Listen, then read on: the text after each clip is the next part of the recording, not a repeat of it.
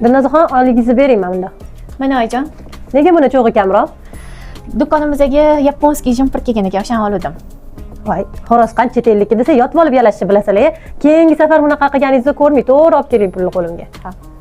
Ha, qormi? Ho'jon? Oila oldingizmi? Ha, oldim. Mana bunday jozing olaymi? Voy, qo'ysiz-chi oyijon, men ishlab topganman. Sizlar meni boqadigan bir paytinglarda men sizga beramanmi pul? O'g'lingiz boqsinlar meni, men beramas-ki. Oyijon, Hop. bir oy bo'libdi uyga bormaganimga. Uyga borib kelsam maylimi? Uyimdagilar qachon kelasan deyishyotdi. O'zi indatiga bir oy bo'lsa, xiratda tursangiz. Biz ham oyida yilida bir marta borganmiz. Bu oy sabr qiling, keyingi oy borasiz, xudo xohlasa.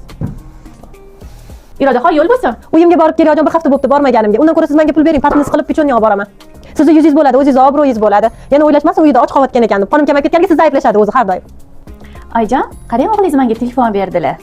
Kim qo'yibdi bunaqa telefonni senga tutishni? Biz bundoligimizda telefon tutmaganmiz. Oyjon, qarang, o'g'lingiz menga mashina olib berdilar. Inama arka.